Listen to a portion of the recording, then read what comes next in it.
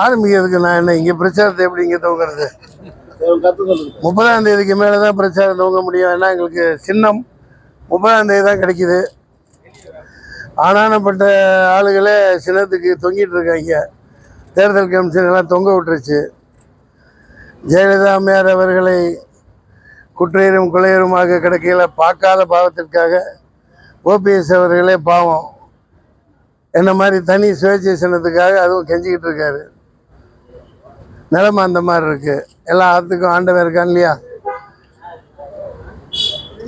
எனது மனு வெற்றிகரமாக ஏற்றுக்கொள்ளப்பட்டு விட்டது. தமிழகத்தில் முதலில் நான் தான் தாக்கல் செய்தேன். அதே போன்று முதலில் அதீத வாக்கு வித்தியாசத்தில் வெற்றி பெறுவேன். நன்றி.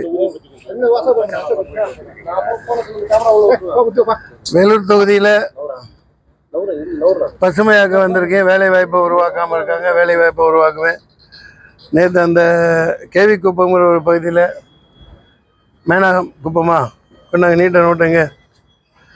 ஒரு மாட்டு ஆஸ்பத்திரி இல்லைன்னு கதறாங்க. பக்கத்தில் ஒரு மனுஷ ஆஸ்பத்திரி இல்லைன்னு தாமோதரப்பட்டி ஏதோ ஒரு ஊர் கேவி குப்பம் பக்கத்தில் மாட்டு ஆஸ்பத்திரி கூட இல்லைங்கிறாங்க. இதை பார்த்துக்கிட்டு இருக்க மக்கள் அல்லது மாட்டு டாக்டர் யாராவது இருந்தால் அங்கே வாங்க. ஆடு மாடுகளை வச்சுக்கிட்டு ரொம்ப கஷ்டமாக இருக்குங்கிறாங்க. சின்ன ஊர் தான் இங்கே கிராமம். அது கூட இவங்க பண்ணலை. ஆனால் மத்திய மாநில அரசுகள் பேத்திக்கிட்டு இருக்காங்க. நல்லா இருக்குது. நான் தேர்தல் நிற்க நோக்கமே மத்தியில் ஒரு பாசிச பிசாசாக மோடி அவர்கள் வலம் வந்து கொண்டிருக்கிறார். வேறு இருக்கப்பட வேண்டும். முதல்வர் அவர்களை முன்னாள் முதல்வர்களை தீர்த்து கட்டினதே அவங்க தான். வெளிப்படையாக சொல்லிகிட்டு இருக்கேன். என்ற எல்லா ஆவணங்களும் நானும் கோர்ட்டில் கேஸ் போட்டு வாங்கி வச்சுருக்கேன். இந்த பக்கம் அதிமுக, அந்த பக்கம் பாஜக, 2 பேரை வீழ்த்தி இந்த தொகுதியில் நான் வெற்றி பெறுவேன். ஆமாம், நாம் தமிழர் நான் பயணிச்சிருக்கேன். அவர் ஏதோ ஒரு நியாயமான கோரிக்கையாக நின்றுட்டு இருக்காங்க. அவரோட சின்னமும் பறிக்கப்பட்டு விட்டது தேர்தல் ஆணையத்தால்.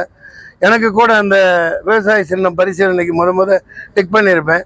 ஆனால் எனக்கு மனசாட்சி இடம் கொடுக்கல. டார்ச் லைட்டு கூட ஃப்ரீயாக இருந்துச்சு. வந்து வாங்கிக்கிங்கன்னு ஃப்ரீயாக கிடந்துச்சு. அதை நான் எடுத்துக்கல. ஏன்னா அந்த விளக்கு பிடிக்கிற வேலையெல்லாம் நமக்கு வேணாம் அப்படின்ட்டு ஒரு நல்ல சின்னம் கேட்டிருக்கேன். அது கொடுமையான ஒன்று தான். திருமா அவர்களோட சின்னம் முடக்கப்பட்டிருக்கு, பம்பரம் முடக்கப்பட்டிருக்கு. முதல்ல இன்றைக்கி அந்த மதிமுக சார்பில் ஒருவர் ஒரு ஏதோ மாத்திரைகள்லாம் சாப்பிட்டுட்டு இன்றைக்கி இறந்து போயிட்டாங்கன்னு கேள்விப்பட்டேன். அது ரொம்ப துக்கமாக இருக்குது. அவருடைய அண்ணா நான் சாந்தி அடைய நான் வல்ல இறைவனை பிரார்த்திக்கிறேன். தேர்தல் மிகப்பெரிய இந்திய ஜனநாயக தேர்தல் திருவிழான்னு மோதியால் அறிவிக்கப்பட்டதில் முதல்ல ஒரு காவு வாங்கிருச்சு. இனிமேல் அந்த மாதிரி நிகழக்கூடாது. நான் எல்லாத்தையும் தான் தாக்குவேன். யார் தப்பு செய்கிறாங்களோ எல்லாத்தையும் தாக்குவேன். சும்மா குறை சொல்லிகிட்டு இருக்கிறது என்னோடய வேலை அல்ல. ஆக்கப்பூர்வமான திட்டங்களை வச்சுருக்கேன். 4-5 லட்சம் பேருக்கு 1 லட்சம் 2 லட்சம் கடன் கொடுக்கறதுக்கான திட்டத்தை நான் அனௌன்ஸ் பண்ணுறேன். Without interest.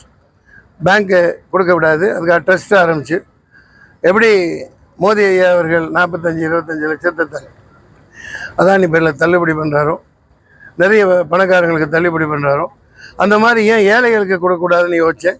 நிச்சயம் இங்கே நான் அமல்படுத்துவேன். நன்றி, வணக்கம். செய்திகளை உடனுக்குடனும் துல்லியமாகவும் தெரிந்து கொள்ள சப்ஸ்கிரைப் பண்ணுங்க.